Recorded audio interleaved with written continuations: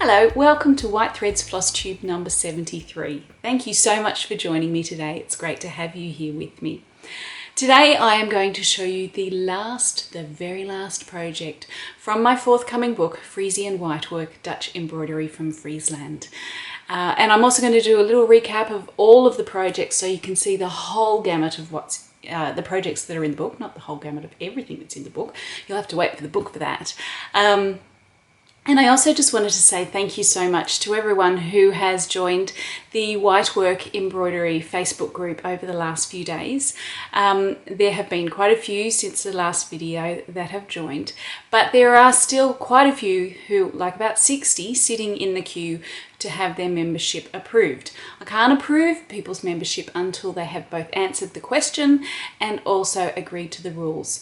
Everyone who has not done both of those things, I've sent a message to, a Facebook message to, but it relies on them actually checking their Facebook messages, and some people don't know where to find them. Some people don't even know they exist. So hopefully we can get the message out there that if you're waiting to be admitted, there's a reason why, and that's because you probably haven't done everything you need to yet. So I hope that there'll be able to be a few more that I can approve in the next little while. It's becoming a lovely group with lots of people posting beautiful pictures of their work. Yeah, it's really enjoyable.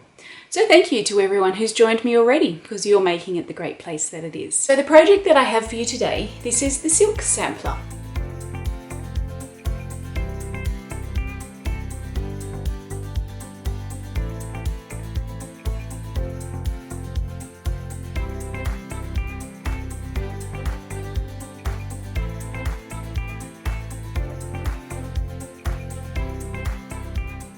This is worked in gumnut yarns, buds, silks on 28 count linen, which I have tea dyed.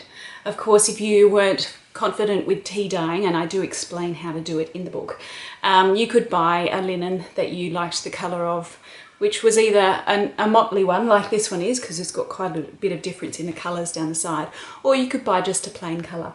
There's no reason why you need to have it motley like mine. The reason why I did have it motley is because I really liked the aged look that many of the samplers that I saw, the historical ones, had, and so I was trying to sort of give an idea of that with this. So the threads that I used for this are gumnut yarns buds, and they are a silk pearl thread. You can see that there's some variation in the colour across each skein of the thread, and they are beautifully soft to work with. These were a joy to work with. I can't remember, I may have worked with buds before, but it had been a very long time, and it was such an enjoyable experience. So if you can get the gumnut yarns buds, then I certainly recommend that you use them, because it was so lovely to work with. And I just love the effect that they give. They've got a really lovely sheen, and I love the way the colours play. You can see it particularly through these birds here, that there's quite and the blue down here, there's quite a lot of difference in the shades of the colours that you get across those skeins. So really, really lovely to work with. Now, in case you are unable to get them, I have also included a conversion to DMC Pearl 5, which of course they're just solid colours, so it's not going to have the same effect, but it certainly means that you can make the project and have a very good likeness of it, even if you're unable to get the gumnut yarns threads. But I really suggest you do, because they're beautiful. So they're a great joy to work with. So the motifs that are used in this piece, we've got lots of diagonal satin stitch stars. These are extended ones. So these are just the normal ones down here, which have got 8 points. And these ones have got an extra point out along each side. So you're just extending it. There are lots of 6 thread eyelets in this. These bands across here, the yellow is chain stitch. There's also some chain stitch further down here. And then we've got quite a few of these birds, which are worked in satin stitch. And they were a very common motif for this style of embroidery. We've also got some, I think that's box stitch there. Can't really quite remember. I really should look these things up before I do my videos, shouldn't I? That would be professional of me. Oh dear. I have just edged mine with a simple hem on the back. You could frame yours. It's just easier for me to be able to carry around a piece that's not framed when I'm taking it to classes and things like that. But certainly you could frame it like this, or you could work a hem-stitched hem around it, or you could frame a whole piece without seeing the edge, if you understand what I mean. So yeah, that is one of my favourite projects from the book. I think it was actually one of the first ones that I made too, and it was very enjoyable to do. Each of these bands are the sorts of things that would be used on a collar when worked in white. They wouldn't have worked them in colour on a collar because they only used colour for their samplers. It was to make it more interesting to stitch. But when they were used on a collar, they would have just been white on white. And so this sampler samples the sorts of things that you could put on a colour. That's what a sampler is. It samples things. So I also just want to go through with you all of the projects in the book. So I'm going to let that run and then I'll come back to you.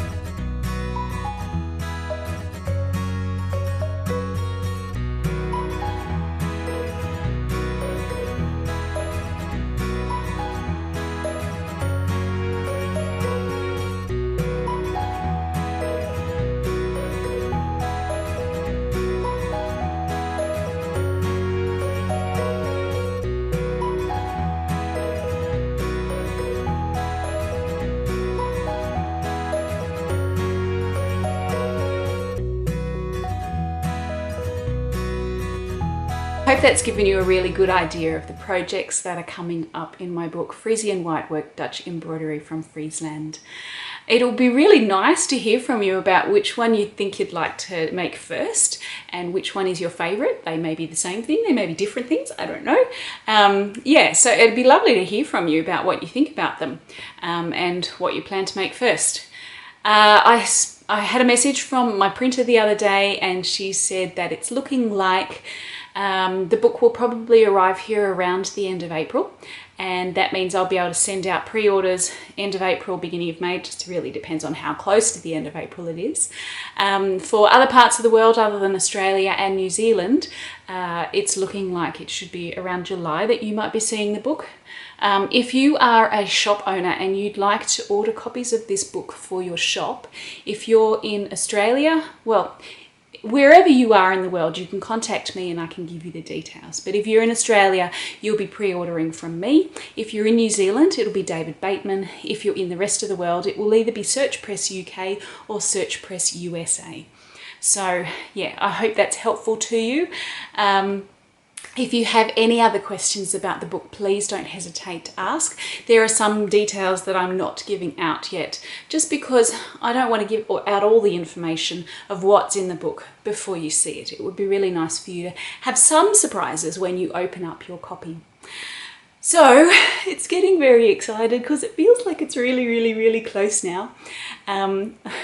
And this is from me who wrote it, and I've seen it all already and you haven't. So yeah, I hope you're as excited as I am. And that's all I have for today, so I will see you next time. Thanks very much. Bye.